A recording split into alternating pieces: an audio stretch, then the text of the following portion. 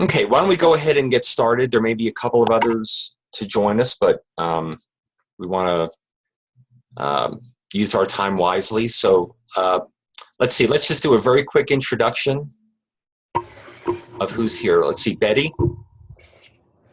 I'm Betty Young with Rotary, and I am membership chairman for the new deal and be president in a couple of years. So I'm learning from you guys. Kathy. Current president of the Rotary Club of Alamogordo, and like Betty, hey, this is great just to be learning from each other. So that's great. Thank you, Kristen. This is Kristen Lee from the Rotary Club of Albuquerque, and I am joining the board here in July and will be chair of community service. Thank you. Thank you. Ronnie? Hi, I'm Ronnie. I think I've done this before, but I'm going to be the incoming president for Las Cruces Rio Grande. So. Thank you.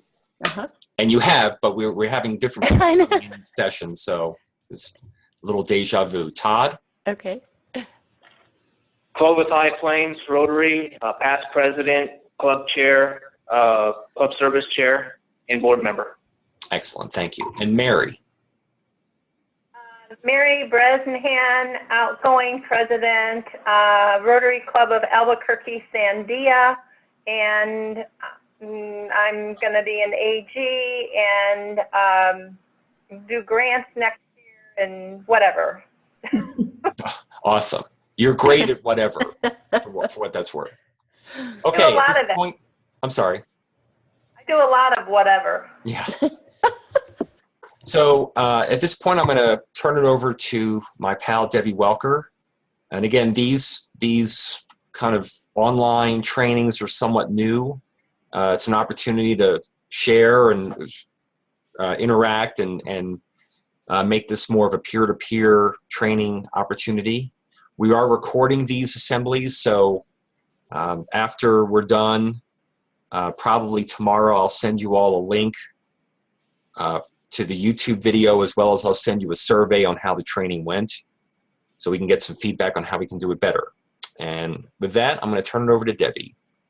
Thank you, Jeff. I'm Debbie Welker, and I'm the current president of the Angel Fire Rotary Club and also serving as assistant governor for Las Vegas, Clayton, and Raton. When Jeff called me and asked me to do a topic on community service, I wasn't sure I was at all qualified to do this. I wasn't sure why I was selected, other than I know Kathy Fuller made the suggestion, so I have her to blame. But I am really looking forward to the opportunity to just share some ideas on what our club has done in the area of community service and how we go about doing that. But then I welcome all of you to chime in and make your suggestions as well.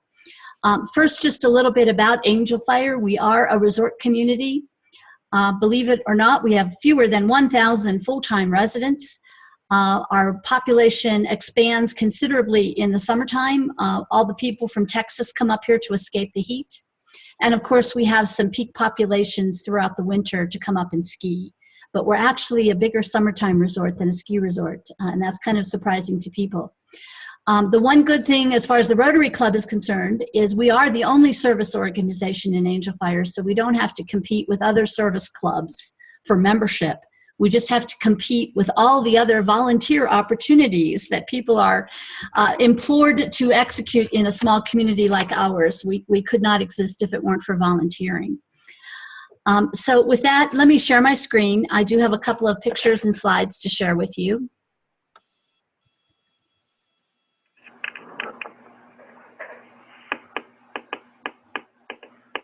I'm looking for the application that I want to share and I don't see it.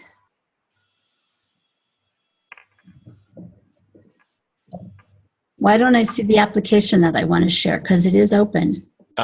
So you clicked on the green button? Yep. Okay, let me see. Can you see it now? Not yet.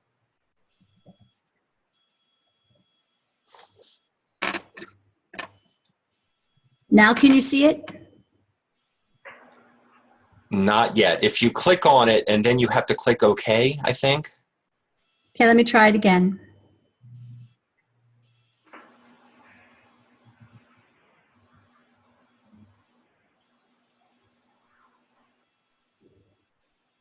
I don't see an okay. Oh, maybe here. Ah, There I it think is. there. Okay. Yeah, there's two. It's not an okay. It's just another share screen button. So you Oh, do okay. have to click on two buttons. Okay. Is it running in slideshow mode? No, it's not.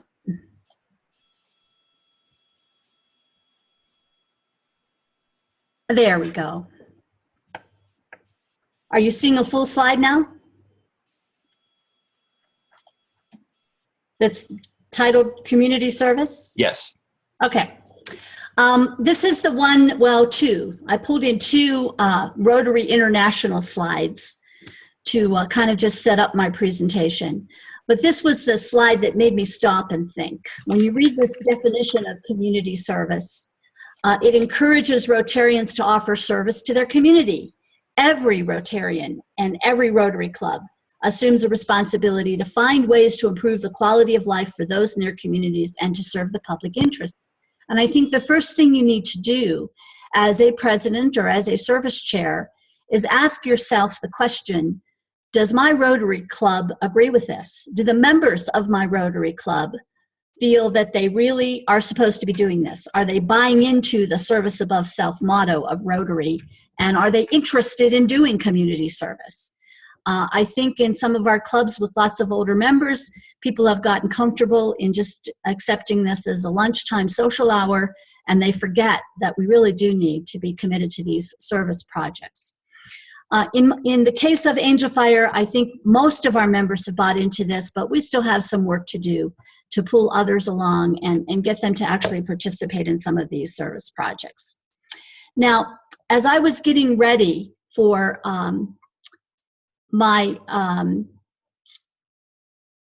can you see it in full screen mode? Because what I'm seeing is not full screen.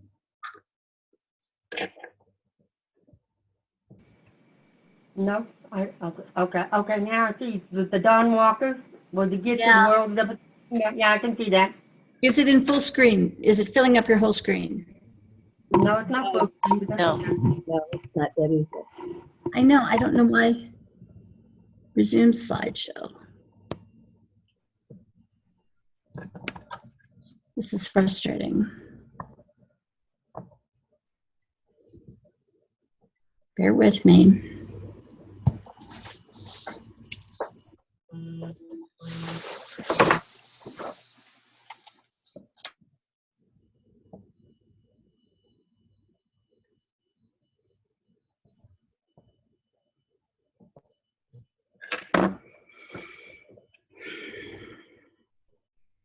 It's okay, Debbie. You can see it okay? Yeah, we can see. Yeah, we can see your slide and the ones, but it's All right, perfect. As I was getting ready for our visit by Tom Walker, the district governor, at the beginning of my year, I wanted to prepare some kind of name cards so that everybody would have a name in front of them and he could quickly meet the members of our club. And I also thought about the slogan or the theme for this past calendar year, that we are to be a gift to the world. And as I just mentioned, since our community thrives on volunteerism, I got to thinking about all the other things our Rotary members in the club do. And we talked in the vocational service about making sure members know what each other's vocation is. But in our community, I thought it was also important that members understand what everyone does in the community. So we prepared these name cards that state that people are a gift to the world, and then we listed all the volunteer activities that they're involved in besides Rotary. And I was astounded to find that our 23 club members were involved in 56 different organizations in the community. So I needed to be conscious of that when making, demands on their time, that they're spread pretty thin and they're already working in lots of other areas. But I also needed to capitalize on that and use those connections to find ways to do community service, to have our ear to the ground and have a better understanding of the community need. And then we actually use these tent cards at various trade shows. This is our display table at the district conference to communicate to the outside world who our Rotarians are and what we do as a club. And that has been very impressive at our community events too, when we try to promote Rotary within the community. So what I'd like to do is just kind of talk about a couple of the community service projects that our club has done and how we found out their needs. Because of our connections in the community, one of our club members is the principal of the elementary and middle schools. So we have a direct line to the needs of the school community. Another member is on the Moreno Valley High School Governing Council. Another member is a member of the student of the school board. Another member is a pastor of one of our churches that provides a lot of missionary needs to community residents in need. And so he certainly has his ear to the ground on what's needed. And his wife happens to be the teacher at the Early Childhood Learning Center. So we have direct connections to the preschool as well. And as a result, a lot of our community service projects are centered around the youth, because that's the needs that we're hearing about, and those are the things that are easy for us to tackle and to help with. And one of the more interesting, unique projects that we took on a couple of years ago was this horse barn project at the middle school. Our principal has 2 daughters who are excellent horsewomen. In fact, they've also been elected rodeo queens. And so he had a real interest in taking care of horses and knew that horses needed to be rescued, and kind of just found himself taking care of 3 rescue horses.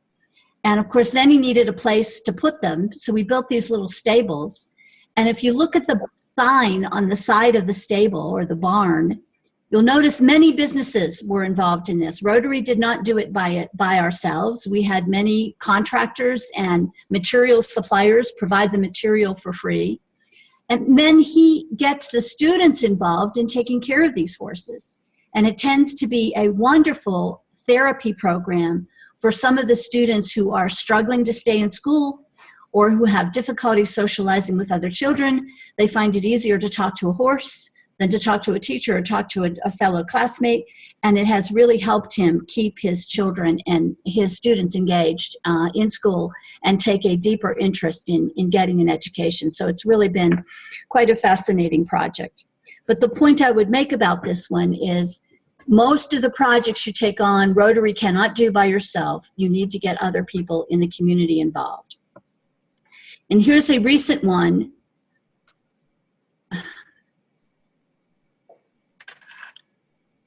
Just a second. There we go. That we just applied for a community grant last year and are just about finished with this project. We still have some signage to install, but we are lucky enough to have a huge Girl Scout camp here within the village of Angel Fire called Camp Elliott Barker. It's about 536 acres. It is the leading campground in the state of New Mexico, and they are working to significantly improve it. And they want it to become a destination camp.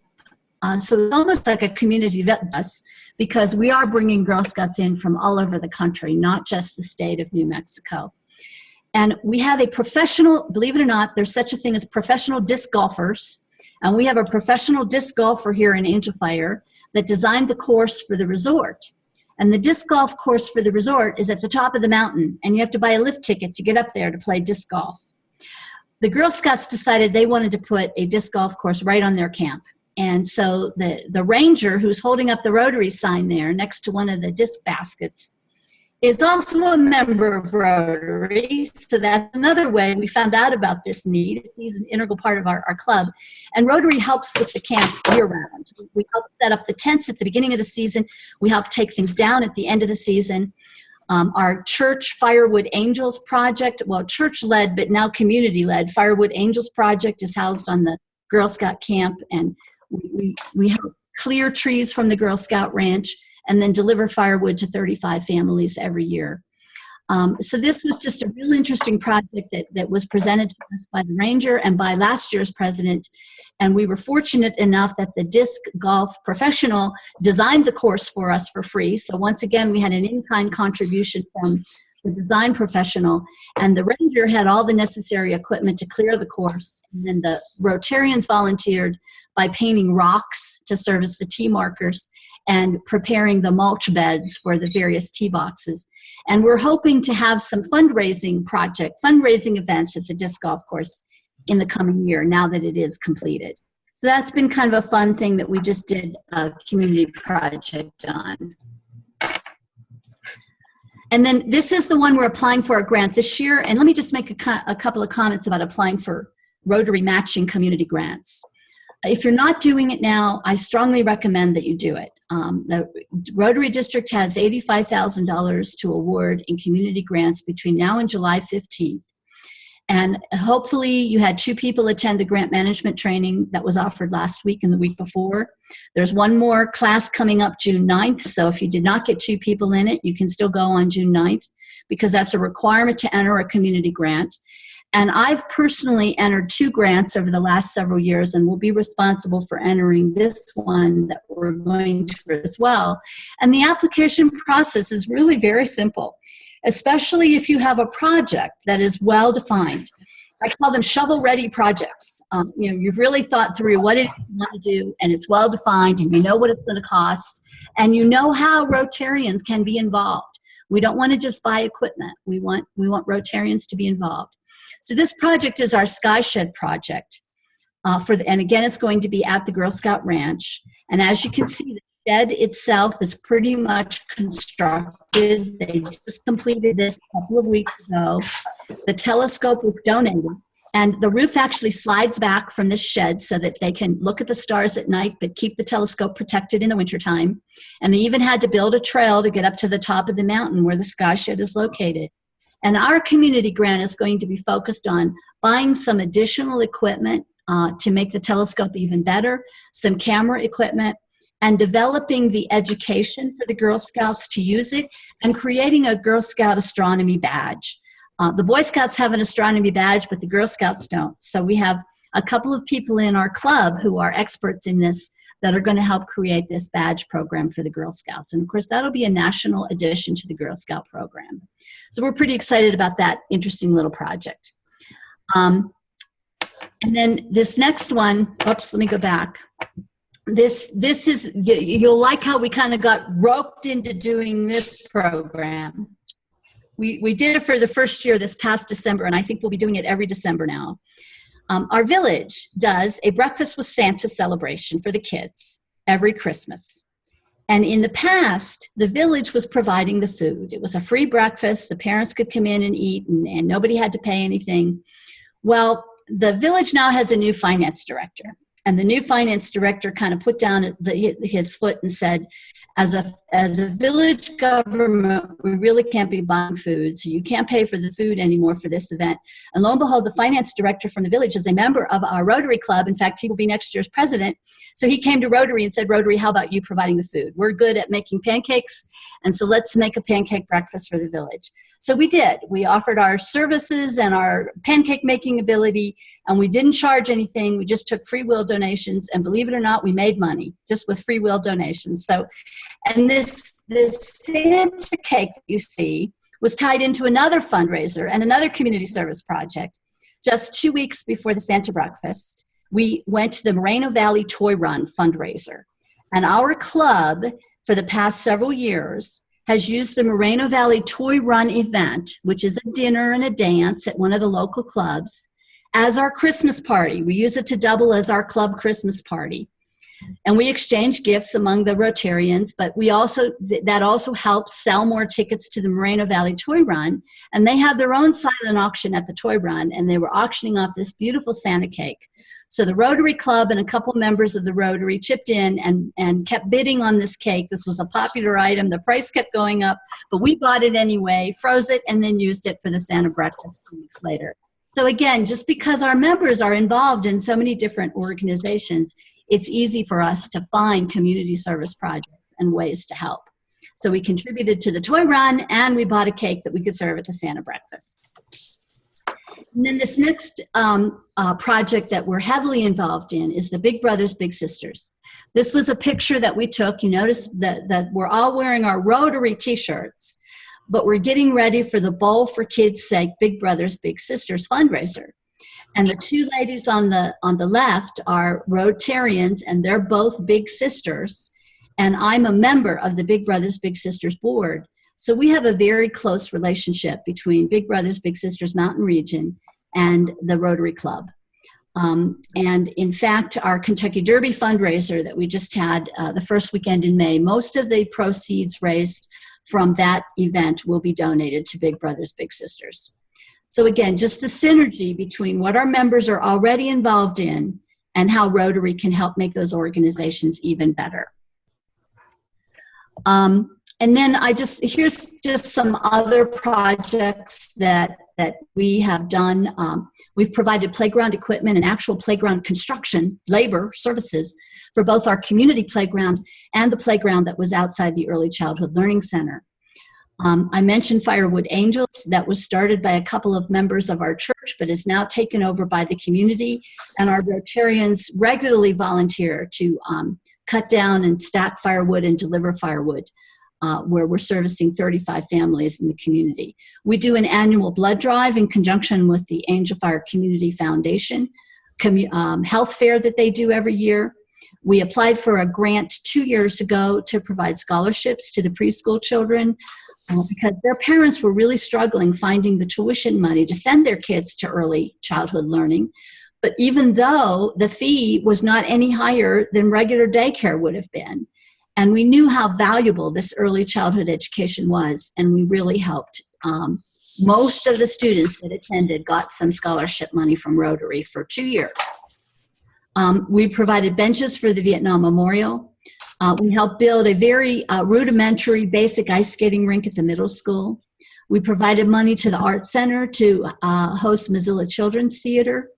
And we regularly participate with Angel Fire Proud. They do a community cleanup every day, and Rotary owns a couple of miles of Highway 64 that we help clean up twice a year. Again, just some other examples of how we are naturally involved in community service projects.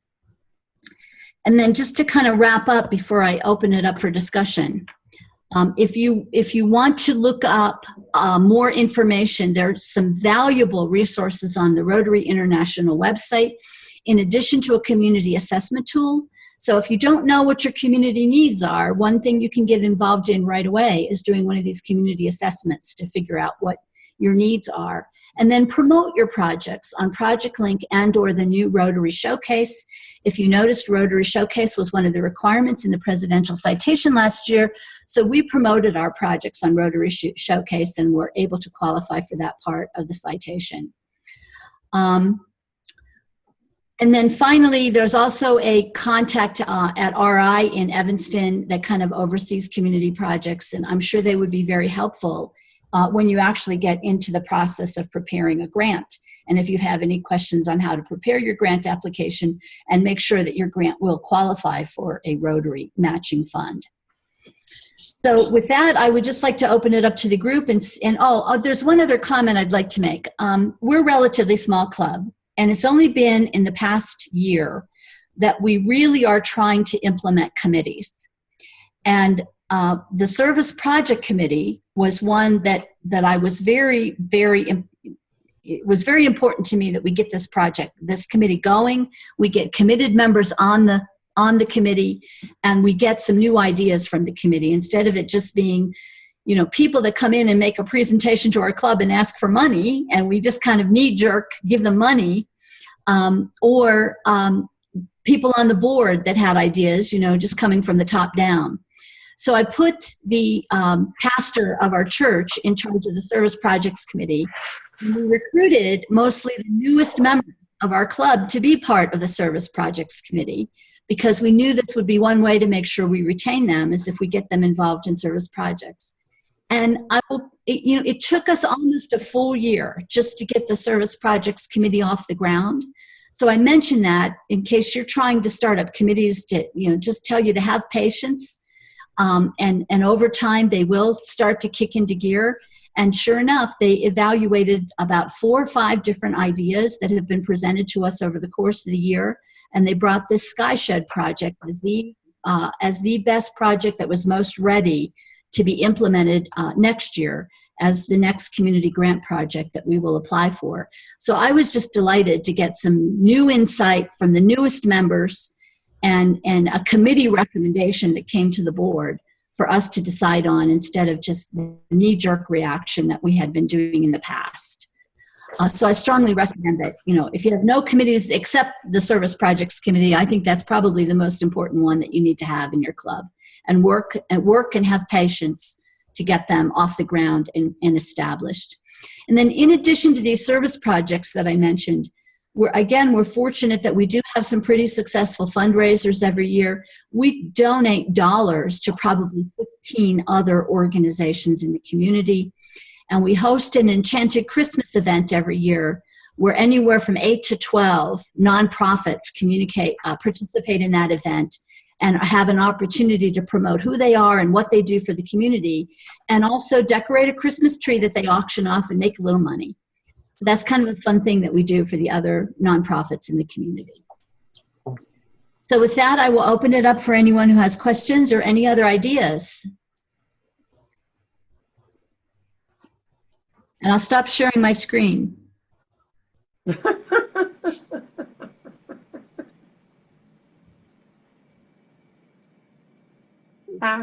Kathy? No, Yes, Debbie. Yes. This was pretty exciting. I never really thought about going out to the community and work with these other groups in Rotary and Marvel. We've always been so isolated and just did our own thing. We have a couple of those projects. But to go out into the community, that's really interesting because I know of several deals like Big Brothers, Big Sisters, and other Girl Scouts and Boy Scouts.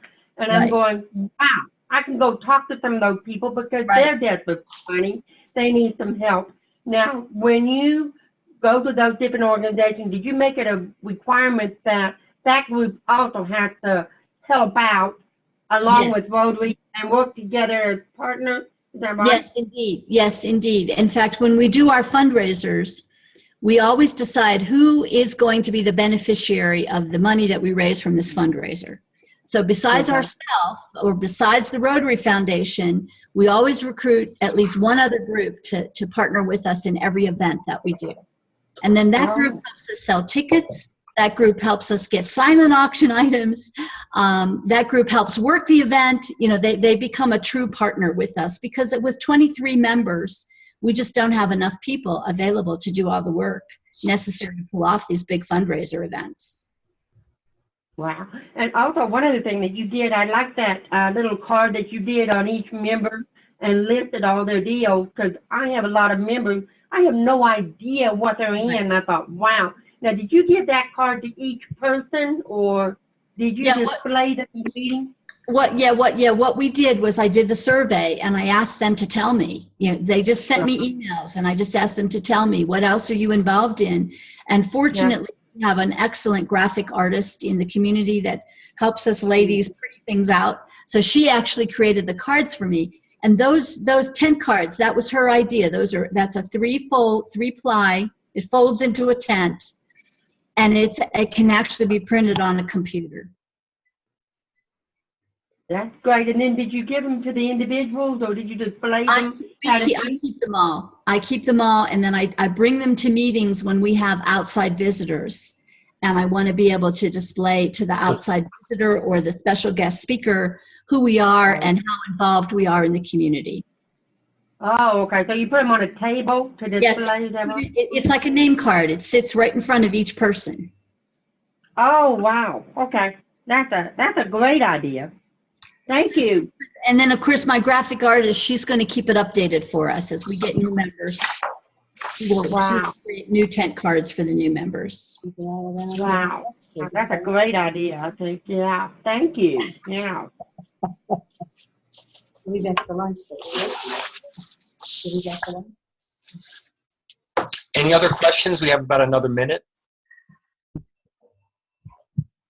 Any other creative projects that anyone has successfully executed or thinking about executing? Well, thank you for joining us today. This was fun. Jeff, thank you for the opportunity. And Kathy, I'll get you. Okay, and again, for anyone who is staying for the international service, that'll start at 11 o'clock. For those of you who are not, have a great rest of your Saturday. Thank you very much.